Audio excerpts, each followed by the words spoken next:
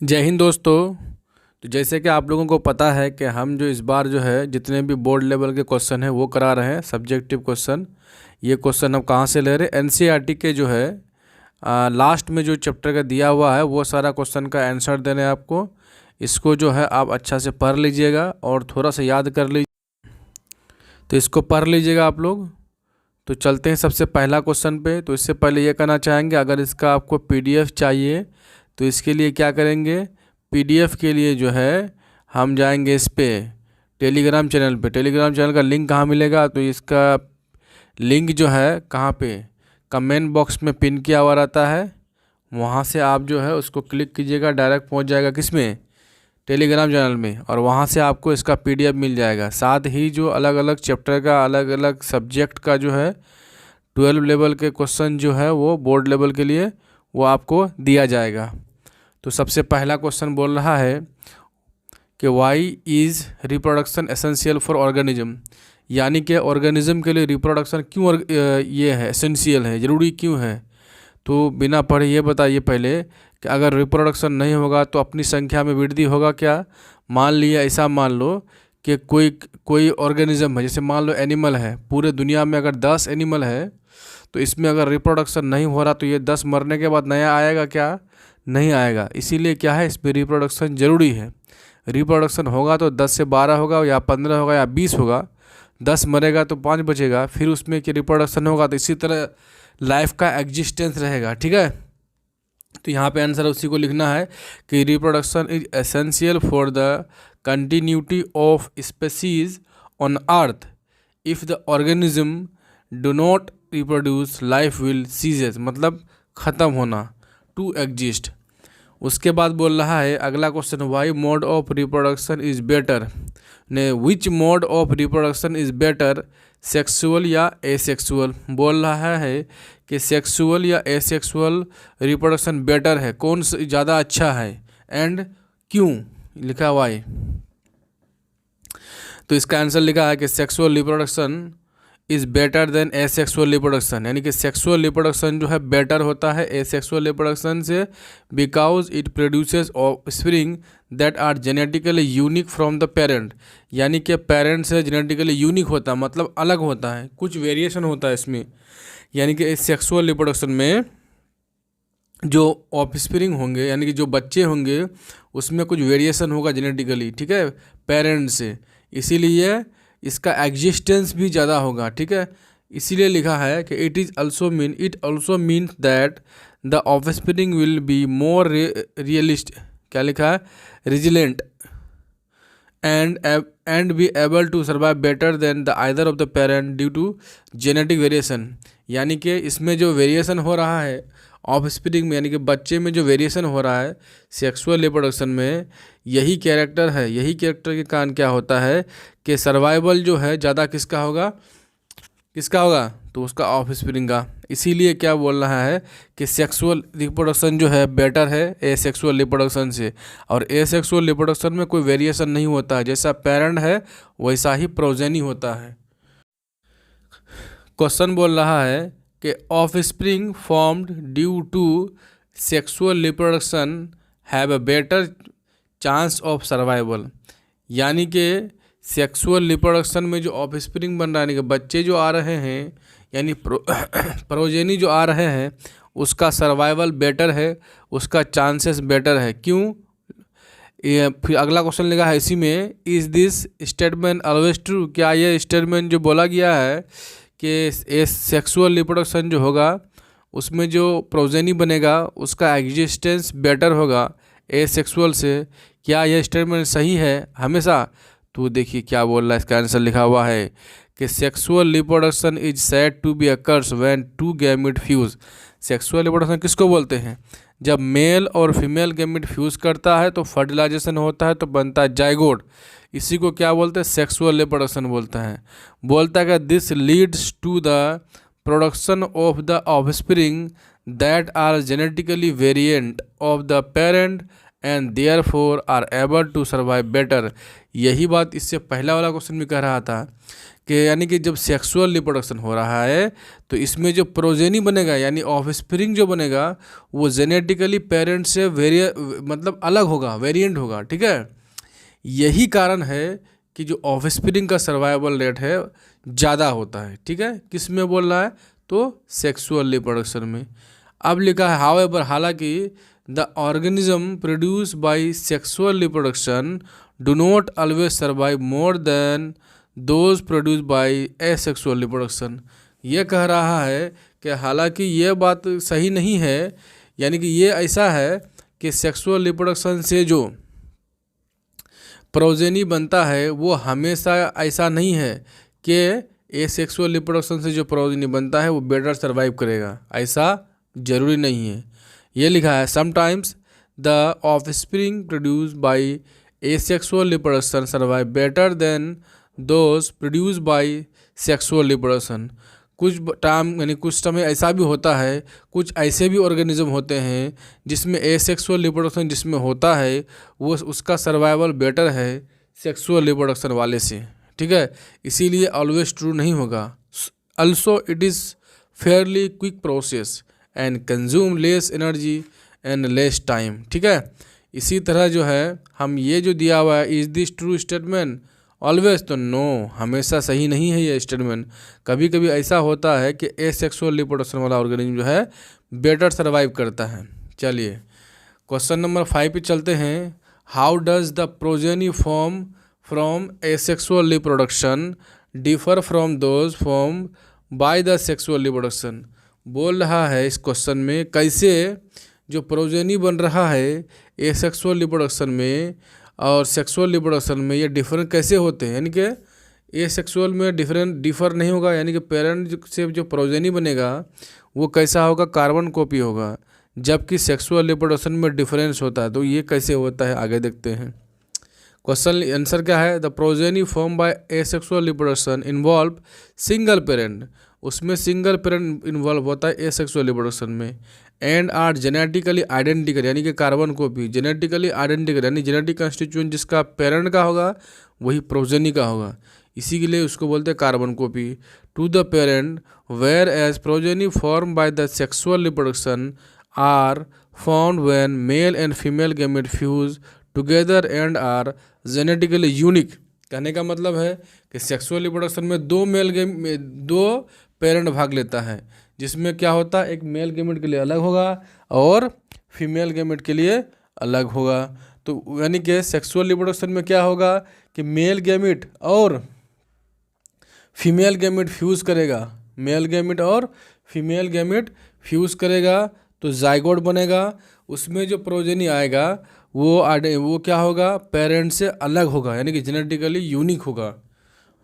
तो इसी तरह से जो है आप क्वेश्चन नंबर 5 तक समझ चुके हैं। क्वेश्चन नंबर 6 पे चलते हैं।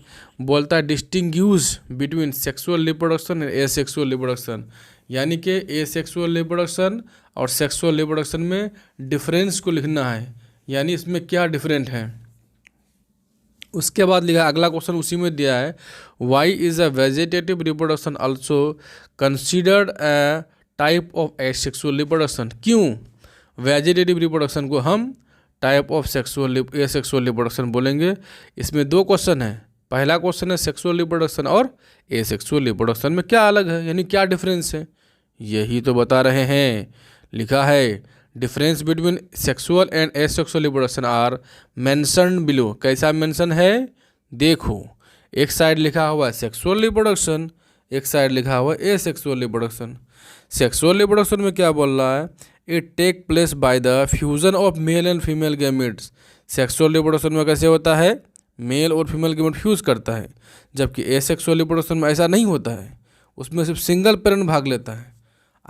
अगला डिफरेंस क्या होता है, the offspring produce are not identical to the parent, यानी इसमें जो बच्चे पैदा होंगे ये बाप के जैसे नहीं होगा, मतलब प्रोजेनी जो है पेरेंट के जैसा नहीं होगा, इसमें कुछ जेनेटिकली डिफरेंट होगा, जबकि कार्बन कॉपी होगा, यानी आइडेंटिकल होगा किसमें, एसेक्सुअल रिप्रोडक्शन में।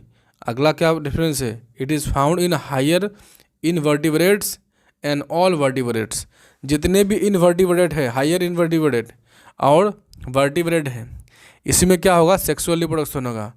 और इसमें लोअर ऑर्गेनिज्म में क्या होगा, एसेक्सुअल रिप्रोडक्शन होगा। अगला डिफरेंस क्या बोल रहा है, सेक्सुअल रिप्रोडक्शन में इट इज़ स्लो प्रोसेस और एसेक्सुअल रिप्रोडक्शन फास्ट प्रोसेस। ठीक है, तो इस तरह से जो है आप जो है पूरा पढ़ लीजिएगा और याद कर लीजिएगा। अगला क्वेश्चन इसी में दिया है कि why vegetative reproduction is also considered a type of, यहाँ से लेके यहाँ तक, a type of asexual reproduction, यानी वेजिटेटिव रिप्रोडक्शन को हम टाइप ऑफ एसेक्सुअल रिप्रोडक्शन क्यों कहेंगे वो देखते हैं।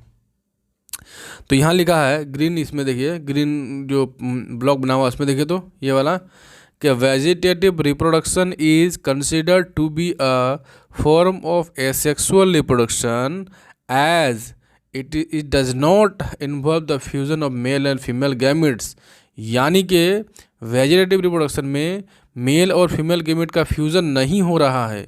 इन this a new plant grow from the fragment of the genetically identical parent of the parent plant body। इसमें क्या हो रहा है, कोई भी पेरेंट बॉडी से कोई पार्ट अलग हो रहा है और उससे नया प्लांटलेट बना लेता है, नया प्लांट बना लेता है। इसका मतलब इसमें भी गैमेट का फ्यूजन नहीं हो रहा है। तो यह क्या, जब जिसमें गैमेट का फ्यूजन होता है उसको सेक्सुअल रिप्रोडक्शन बोलते हैं, जिसमें गैमेटिक फ्यूजन नहीं होता है उसको एसेक्सुअल रिप्रोडक्शन में तो बोलते हैं। आप तो बहुत समझदार हैं, समझ गए होंगे। ओके, अगला क्वेश्चन बोला है कि what is vegetative propagation, give two suitable example. Important है ये, क्या है कि vegetative propagation is a common form of asexual reproduction observe in plant, यानी कि जो एसेक्सुअल रिप्रोडक्शन जो हायर प्लांट में होता है ना, उसी को हम बोलते हैं वेजिटेटिव प्रोपेगेशन। अब लिखा आगे, in this a fragment of plant is used to grow another plant, यानी कि प्लांट का कोई फ्रैगमेंट को अलग कर लिया जाए काट के और उसको कहीं प्लांट इम्प्लांट कर दे, कहीं मिट्टी के अंदर डाल दे, और ऐसे फ्रैगमेंट को लेना है जिसमें नोड हो, तो वो क्या करेगा, वो नया प्लांट में ग्रो कर जाएगा।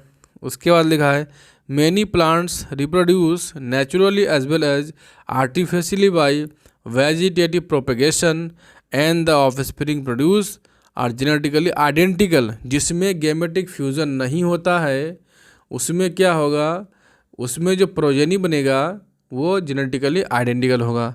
जैसे क्या होता है कि जिंजर, अदरक जो है, अदरक के कोई भी पार्ट को मिट्टी में डाल देंगे तो वहाँ से एक नया प्लांट निकल जाएगा। उसी तरह हल्दी वाला भी निकलेगा। ठीक है, चलिए समझ गए होंगे। ये वाला पॉइंट इम्पोर्टेंट है 2 नंबरिया के लिए। ठीक है, इस बार बिहार बोर्ड में पूछेगा ये क्वेश्चन। जुवेनाइल फेज क्या होता है, रिप्रोडक्टिव फेज क्या होता है, सेंसेंट फेज क्या होता है। आप ऐसे समझेंगे, जुवेनाइल फेज जो होता है बचपना हुआ, रिप्रोडक्टिव फेज जो होगा जवानी हुआ, सेंसेंट फेज जो है वो क्या, बुढ़ापा हो गया। समझ गए होंगे।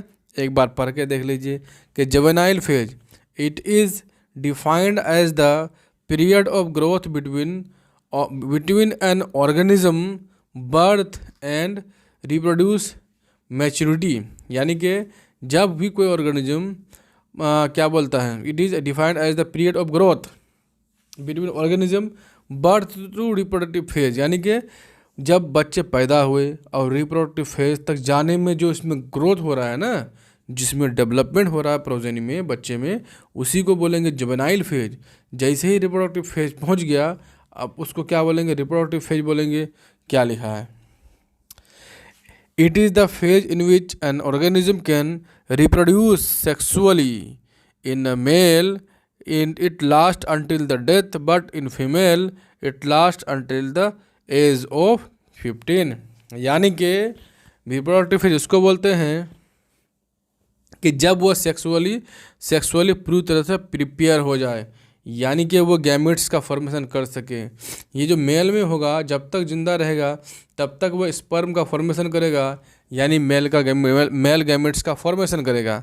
और फीमेल में क्या होता है 45 से 50 साल तक, जिसको मेनोपॉज बोलते हैं, वहाँ तक जाके ये सीज कर जाएगा। इसका मतलब उसके आगे वो एग नहीं बनाएगा। ठीक है, अब सेंसेंट फेज होता है, it is the period of ageing of the organism, यानी बुढ़ापा वाला एज। ठीक है, समझदार हैं, ठीक है। उसके बाद लिखा higher organism have reported to sexual reproduction in spite of their complexity. Why, यहाँ बोल रहा है कि हायर ऑर्गेनिज्म जो है उसमें क्या हो रहा है, सेक्सुअल रिप्रोडक्शन हो रहा है। ठीक है, और इसमें जो कॉम्प्लेक्सिटी है वो क्या है उसके बारे में बताना है। तो higher organism undergo sexual reproduction despite its complex nature, यानी कि इसका जो कॉम्प्लेक्स नेचर है उसी के कारण क्या हो रहा है, इसमें सेक्सुअल रिप्रोडक्शन होता है। Because the organism are produce by the fusion of two different gametes, यानी टू डिफरेंट गैमेट का मतलब मेल गैमेट और female gamete, and therefore so genetic variation. इसमें क्या होता है, जेनेटिक वेरिएशन होता है। Due to these variation they are well adopted to different environment factor and hence usually have higher rate of survival. इसी तरह से आपको ये क्वेश्चन का आंसर लिखना पड़ेगा, याद कर लीजिएगा अच्छा से, एक बार सिर्फ हम ऐसे पढ़ के सुना देते हैं। Explain why meiosis and gametogenesis are always interlinked, यानी meiosis and gametogenesis always interlinked क्यों है। Meiosis is a process that occurs during gametogenesis, यानी कि गैमेटोगोनिया में मियोसिस होगा तो गैमिट्स बनेगा, यानी स्पर्म बनेगा, इसीलिए क्या होगा, वो इंटरकनेक्टेड है। आगे देखते क्या लिखा कि यहाँ पे क्या लिखा है कि gametogenesis refers to the process of the gamete are formed. Meiosis is necessary for the formation of gametes, यानी कि अगर ये गैमेटोगोनिया सेल है, इसमें मियोसिस होगा तभी इसमें मियोसिस होता है तो गैमेट्स बनाता है। ठीक है, यही चीज़ है, इंटरकनेक्टेड है इसीलिए। देखिए 11 नंबर क्वेश्चन क्या बोल रहा है, identify each part of the flowering plant and right whether it haploid और डिप्लॉइड, यानी कि इसमें से आइडेंटिफाई करना है और ये क्या करना है, हैप्लॉइड है कि डिप्लॉइड। ओवरी क्या होता है, ओवरी डिप्लॉइड होता है, एंथर भी डिप्लॉइड होता है, और एग जो होता है हैप्लॉइड होगा, पोलन जो होगा वो हैप्लॉइड होगा, मेल गैमिट्स हैप्लॉइड होगा, जाइगोट जो है डिप्लॉइड होगा। क्यों होगा, क्योंकि ये मेल गैमिट और ये फीमेल गैमिट फ्यूज करता है, ए बी एन, ये फ्यूज करेगा तो 2n जाइगोट बनाएगा तो डिप्लॉइड हो गया। ठीक है, क्वेश्चन नंबर 12 क्या बोल रहा है, define the external fertilization, mention its disadvantage. देखो एक्सटर्नल फर्टिलाइजेशन मतलब बॉडी के आउटसाइड में जो फर्टिलाइजेशन होगा, और डिसएडवांटेज क्या होगा, इसमें मैक्सिमम क्या होगा, गैमेट्स का लॉस होगा। यानी कि हमेशा ऐसा नहीं कि मेल गैमेट फीमेल गैमेट के सामने ये आएगा बाहर और दोनों मिलेगा और सर्वाइवल उसका ज़्यादा होगा, ऐसा कुछ भी नहीं है। देखते हैं क्या लिखा है कि external fertilization is a mode of reproduction characterized by the fertilization of male and female gametes outside of the body, यानी बॉडी के आउटसाइड अगर मेल और फीमेल गैमेट मिल रहा है, यानी कि मेल और फीमेल गैमेट का फर्टिलाइजेशन हो रहा है तो उसको एक्सटर्नल बोलेंगे। ठीक है, उसके बाद लिखा है कि external fertilization is observe in amphibian. Amphibia में क्या होता है, एक्सटर्नल फर्टिलाइजेशन होता है। क्या होता है, एक्सटर्नल फर्टिलाइजेशन होता है। सच एज फ्रॉग हो गया, जैसे टोड हो गया, क्या हो गया, फ्रॉग हो गया, ये वाला फ्रॉग हो गया, टोड हो गया, इसमें क्या होता है, एक्सटर्नल फर्टिलाइजेशन होता है। अब अगला पॉइंट है, however there are a few drawback of the external fertilization. Drawback मतलब डिसएडवांटेज। क्या होता है, the chance of survival of gametes are very less, यानी कि गैमेट्स का सर्वाइवल का चांस जो है बहुत ही कम होता है। Not all gametes are fertilize, कोई ज़रूरी नहीं है कि जो मेल गैमेट्स बाहर है वो हमेशा फर्टिलाइज करेगा। यानी कि मानते ये पॉन्ड है, यहाँ पे मेल गैमेट है, यहाँ पे फीमेल गैमेट है, कोई ज़रूरी है कि दोनों आपस में मिलेगा, बगल में रहेगा तभी मिलेगा, या फिर ये पानी ऐसे तैरते हुए यहाँ आएगा तब मिलेगा, या फिर ये इधर से इधर ही रह जाएगा। इसीलिए क्या होगा, इसमें जो होगा फर्टिलाइजेशन का चांस जो है कम होगा। अब बोलता है द गैमिट्स माइट डेसिकेटेड, उसके अगला पॉइंट लिखा है the predator usually eat the egg, यानी एग को खा जाएगा प्रीडेटर। अरे मछली उछली खा लेता है ना, वही। Difference between zoospore and zygote, zygote और जूस्पोर में क्या डिफरेंस है लिखो।